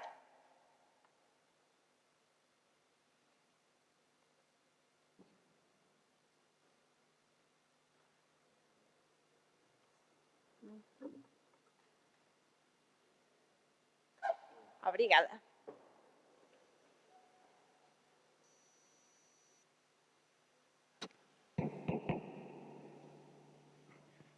Muito boa tarde. É um gosto estar aqui na nossa Ordem dos Engenheiros no 11º encontro entre Galiza e o Norte de Portugal, que começou e muito bem há uns anos. Saúdo Bento Aires, o Presidente da Ordem do Norte, o bastonário que teve na origem destes encontros, o Henrique, que nos conhecemos também há muitos anos, e colegas e amigos aqui presentes, o Vítor, que organizou e que me fez este convite. Esta sessão é sobre água e energia. Há uns anos, estamos a falar há 50, 60, 70 anos, a água iluminou Portugal e Espanha e fez mexer as máquinas das indústrias.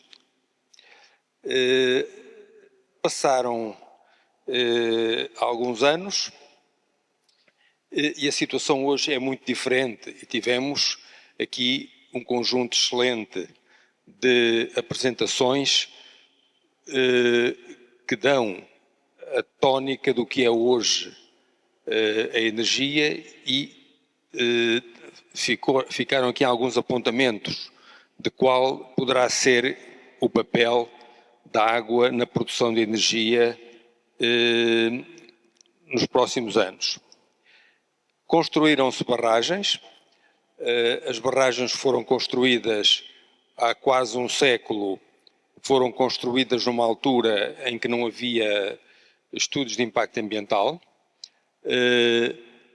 Por exemplo, o Rio Douro hoje é um rio completamente diferente do que era há alguns anos, e se formos perguntar, a maior parte das pessoas vão dizer que está melhor agora, porque, para além da energia que esteve na origem da construção das barragens, hoje é um conjunto de lagos com uma importância turística enorme para a navegação, mas também foram aqui referidas,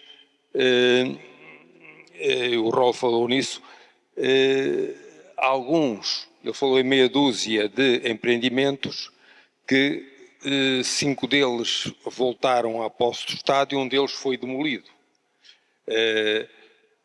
Uma das coisas que eu vou gostar de ouvir dos nossos palestrantes é o que é que eles acham que vai acontecer às barragens, que em princípio a construção civil dura 100 anos, se calhar 150 anos, os equipamentos 50. O que é que vai acontecer dentro de 20, 30 anos às barragens atuais? Hoje em dia, e foi um aspecto que não foi aqui referido, falou-se da água a produzir energia. Outro aspecto que eu gostava de ouvir a opinião dos palestrantes, dos colegas, é ao contrário. Se há alguma coisa que não falta no mundo, é água. Zero. A água do mar é infinita. Água no mar com energia a custos razoáveis permite ter água potável infinita e água para irrigação infinita. O que é que vai acontecer nos próximos anos? Há um número mágico que é 300. 1 metro cúbico de água elevado 300 metros gasta 1 kWh, 1 metro cúbico de água a 300 metros produz 1 kWh de energia. Hoje em dia há uma discussão muito grande sobre o valor da água. Quanto é que vale 1 metro cúbico de água? Para produzir energia elétrica, para energia, para abastecimento público. Foi aqui também referido, e muito bem, um aspecto de que todos nos lembramos, do apagão que aconteceu há pouco tempo. Ainda não temos a explicação total,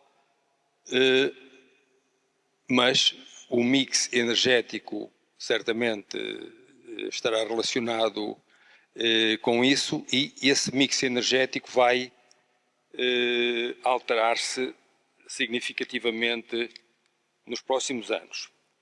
Eu tinha aqui umas questões, tendo ouvido atentamente as excelentes apresentações de todos, tinha uma questão para todos, que é: o que é que acham que vai ser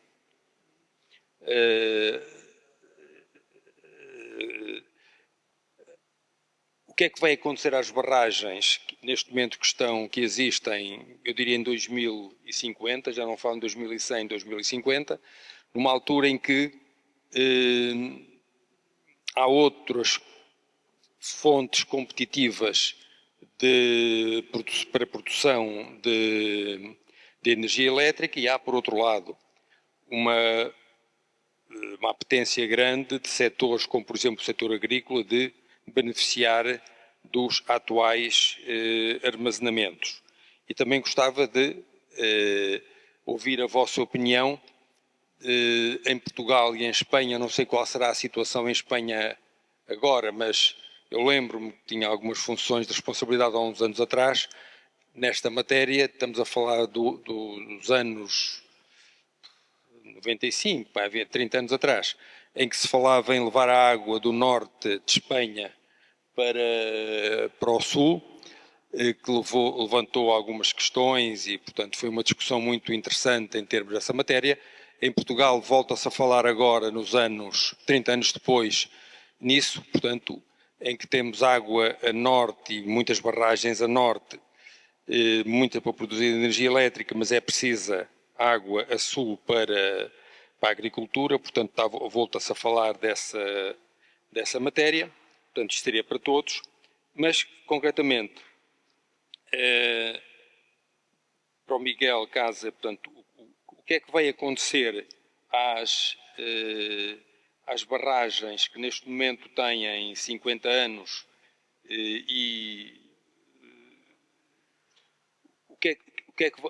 quem vai pagar a renovação e qual vai ser a sua utilidade? Para o ROL, ele falou da demolição do empreendimento com 7 metros cúbicos por segundo de caudal. Havia 5 que portanto, voltaram para o Estado, um deles demolido. Portanto, qual é a pressão da demolição de barragens face à mudança de equilíbrios entre custos e benefícios da produção? Para a Ana, será que será possível antecipar daqui a 20 anos qual será o peso da hidroelétrica no negócio da EDP?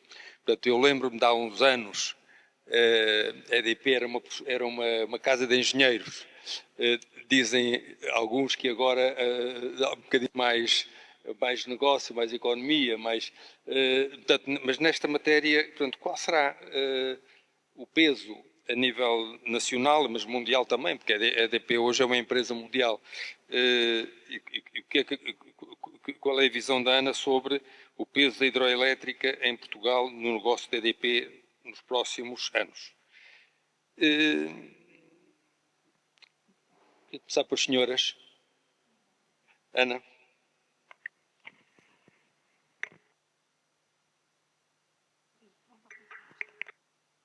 Sim, funciona. Muito obrigada por esta excelente introdução e também pelo desafio que coloca na questão. Primeiro vamos ao desafio do engenheiro. Estamos aqui num evento que olha para a engenharia, porque é dinamizado pela Ordem dos Engenheiros e olha aqui para a engenharia civil.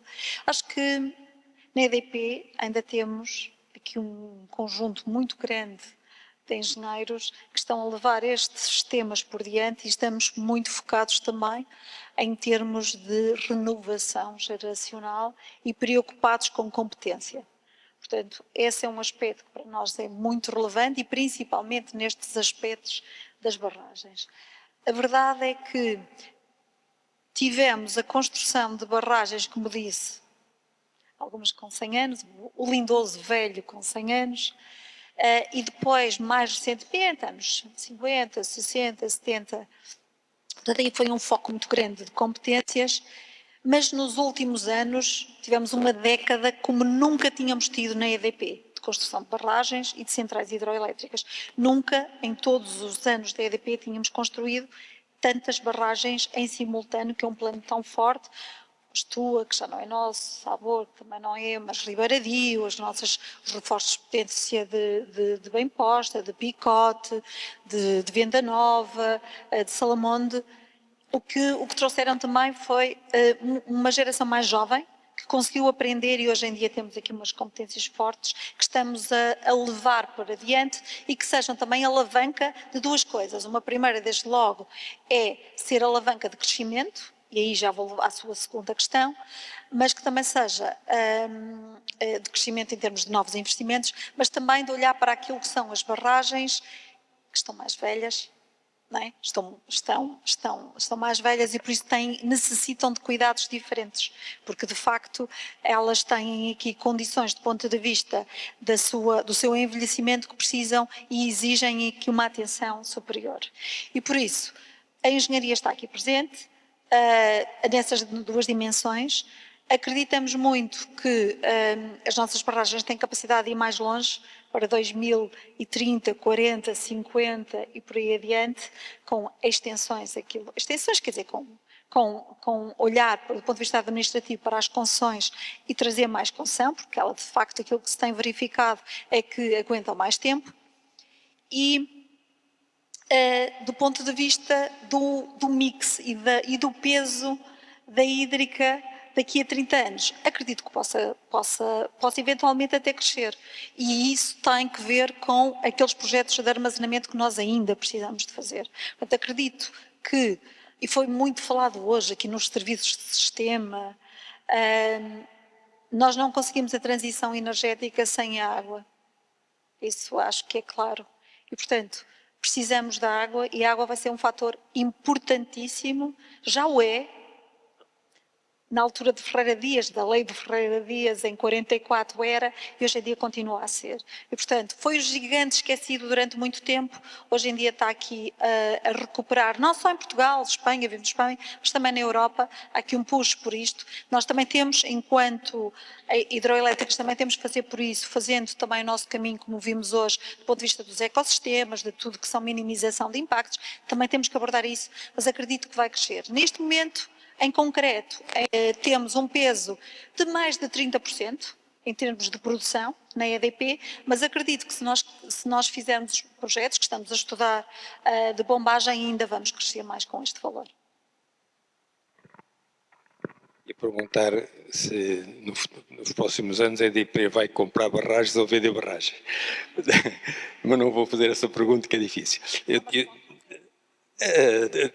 Da segunda ronda. Eu esqueci-me de referir um aspecto importante que o Manuel Costeira referiu do hidrogénio, que gasta muito pouca água e, curiosamente, pode pagar muito pela água. Vamos depois ouvir a opinião dele. Qual era a pergunta? Poderia repetir? Sim.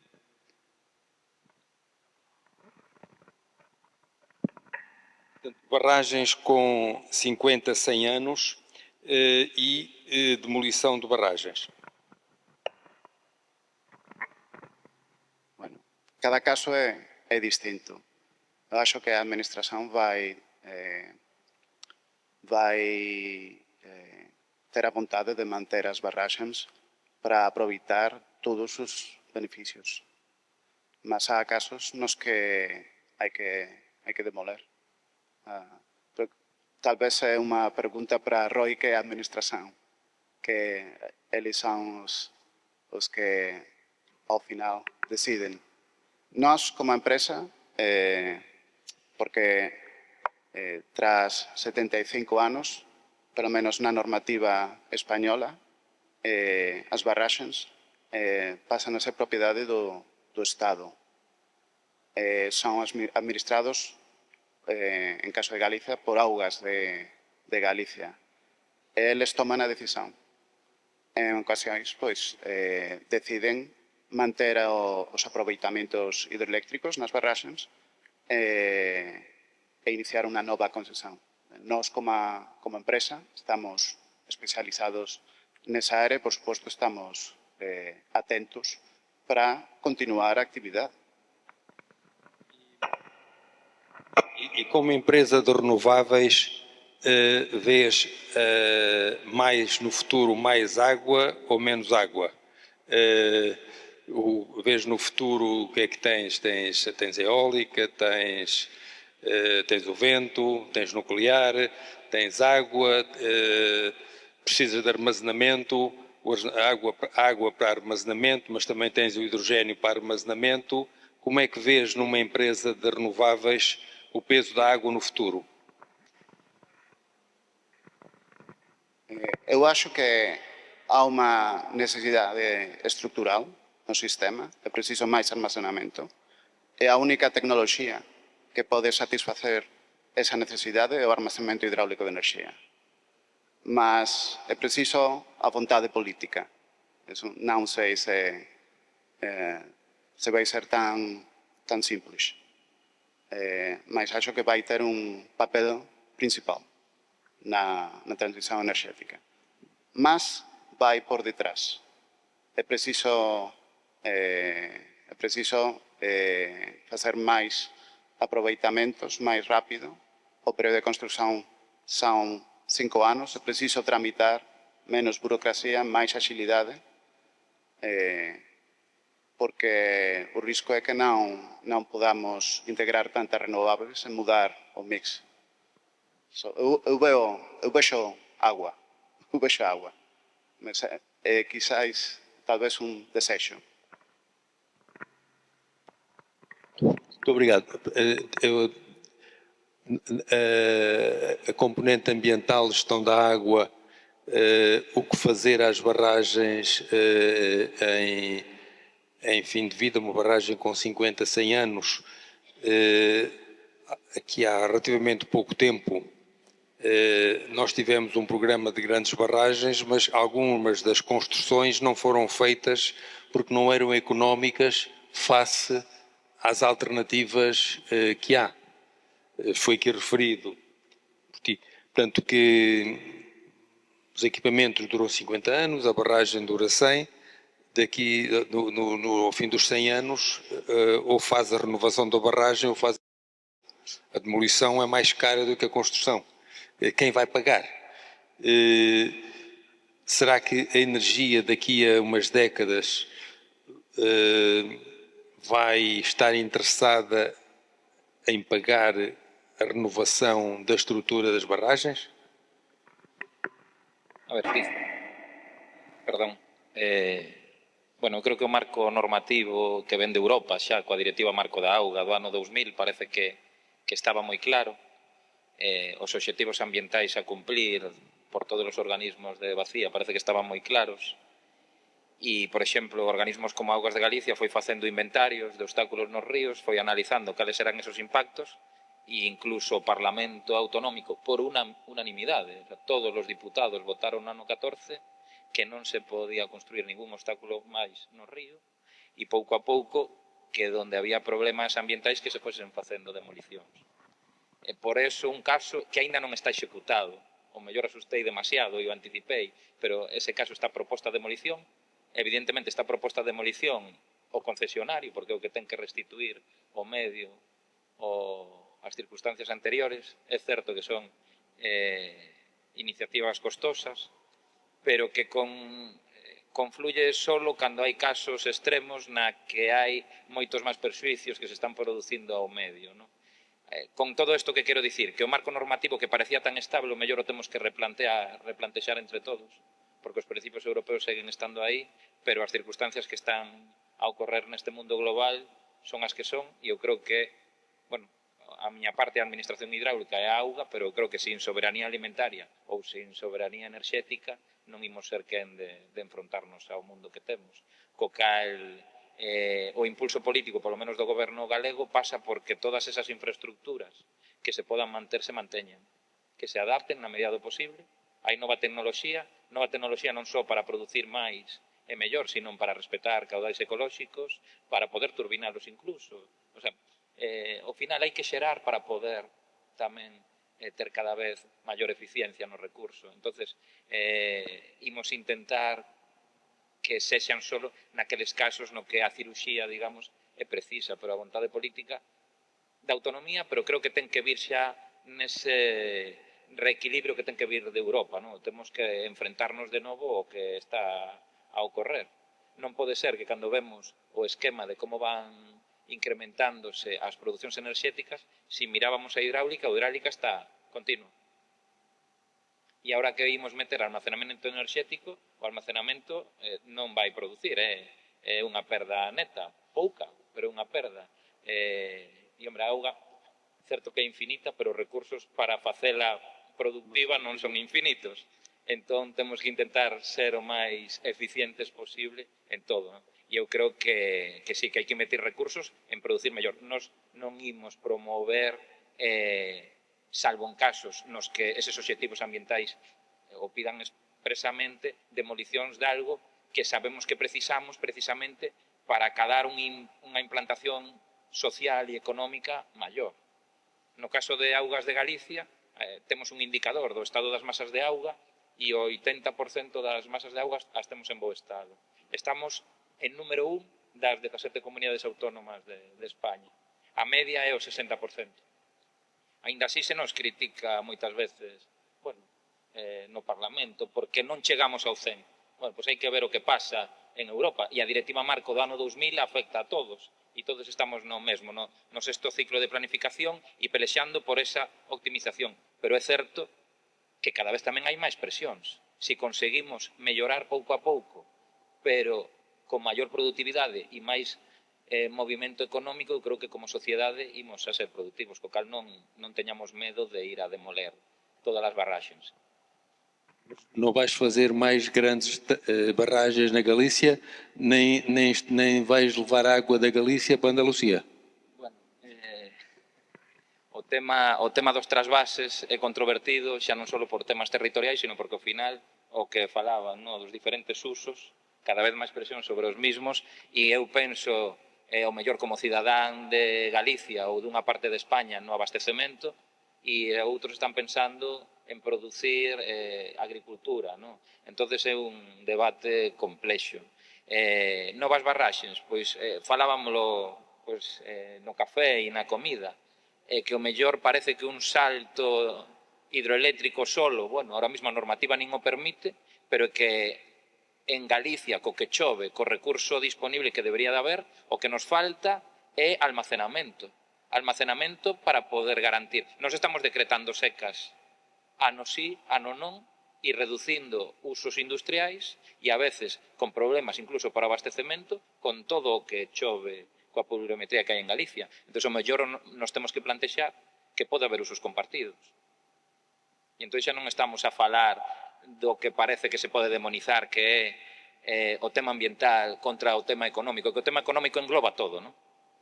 Entón, o mellor temos que garantir o abastecemento á poboación, temos que garantir o funcionamento das industrias que moitas delas son básicas e con eso somos capaces de, sin prexuicios adicionais, xerar enerxía que nos permita tamén certa autonomía que estamos a ver que é imprescindible. Non podemos estar dependendo de combustibles fósiles que non temos e outras cousas, non? Teria mais tempo que não temos. Por exemplo, em Portugal, o abastecimento público está resolvido e é um pouco controverso haver no futuro novos empreendimentos de fins múltiplos, trazendo para o abastecimento público uma escassez que já não há. Porque se comparas o abastecimento público com outros usos, o abastecimento público não pode haver restrições. E na parte, o grande consumidor, a parte agrícola, representa 1% do PIB ou 2% do PIB, e a soberania alimentar é europeia, não é nacional. Portanto, é uma discussão mais longa. E o hidrogênio? O hidrogênio, o que é que... agora também com o farto de Trump, com o fim do petróleo, não o fim do petróleo a curto prazo, hidrogênio verde, é um aspecto que é muito importante que ele referiu, que o hidrogênio precisa de água, é feito com água, mas gasta muito pouca água. E, feitas as contas, o hidrogênio pode pagar bem pela água e pode ajudar a resolver alguns problemas de água. O que é que ele acha? O professor Poças Martins tem muitas virtudes que eu admiro há quase 40 anos e uma delas é juntar os microfones todos na sua cadeira. Não sei se já reparou, não é?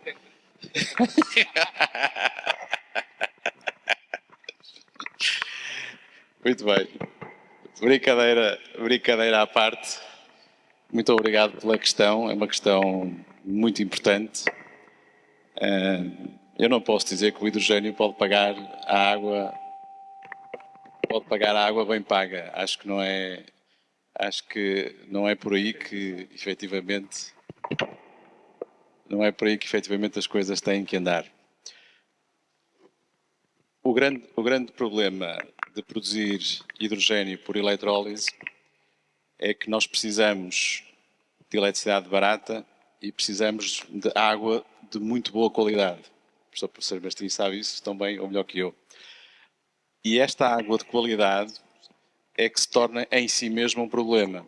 Portanto, ou nós temos um abastecimento que nos garanta, ao longo do tempo, com continuidade, com segurança, uma água em volume e em qualidade que permita estabelecer uma cadeia de valor fiável, ou se a água que está disponível não tem a qualidade que nós precisamos, nesse caso nós temos que tratar essa água. Mas tratar a água significa também saber de onde partimos e saber onde queremos chegar. Ou seja, a água que eu preciso para alimentar a eletrólise tem uma qualidade que eu domino e que sei qual é, mas muitas vezes, quando, por exemplo, nos falam em usar água de reutilização, muitas vezes nessas situações, o ponto de onde partimos não é homogéneo. Portanto, a água hoje tem uma qualidade, amanhã tem uma qualidade diferente e, portanto, os sistemas de tratamento de água que são necessários para levar a água desse tal ponto de partida até ao ponto que eu preciso, enfim, são aspectos complicados de gerir quando não há uma certa constância, não é? De qualquer maneira, e como diz e bem, a água tem um impacto económico no modelo de negócio da produção de hidrogênio por eletrólise muito, muito pequeno, é verdade. E, portanto, são mais os aspectos de abordagem que são talvez mais críticos do que propriamente o custo económico. O meu pai costuma dizer que aquilo que nós podemos pagar com dinheiro é barato. Portanto, eu, se souber que alguma coisa custa X e eu tiver esse dinheiro, e o dinheiro normalmente é um recurso que se consegue mobilizar, pagamos e temos o problema resolvido.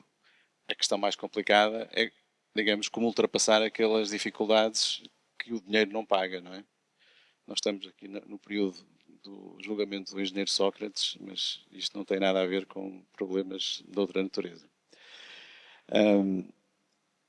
O hidrogênio e algumas utilizações inovadoras para a água pode ajudar a resolver alguns problemas.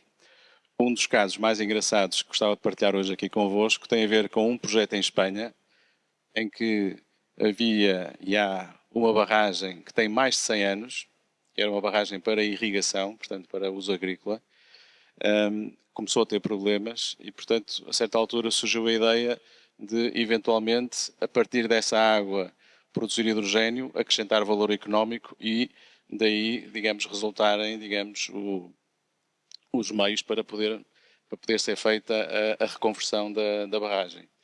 Portanto, estas possibilidades existem, podem eventualmente ser tidas em conta e, portanto, o hidrogênio não é só, digamos, não é só uma fonte, digamos assim, de desafios e de problemas, pode também ser uma fonte para solucionar algumas das preocupações.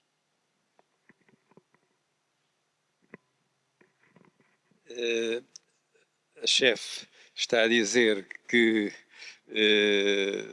ultrapassámos o tempo. Eu só queria fazer um comentário que acho que é importante. De facto, o Manuel Costeira referiu que o hidrogênio precisa de uma água muito pura para ser produzido. O que acontece é que a forma mais barata de produzir essa água pura é transformar primeiro uma outra qualquer água em água potável e depois a água potável em água pura. E este processo pode ajudar muito a resolver dois problemas. O problema do armazenamento de energia e o problema de abastecer água aos mais pobres. É uma coisa que não temos aqui tempo para discutir, mas independentemente agora do fator Trump, da aceleração ou desaceleração da transição energética, este aspecto será...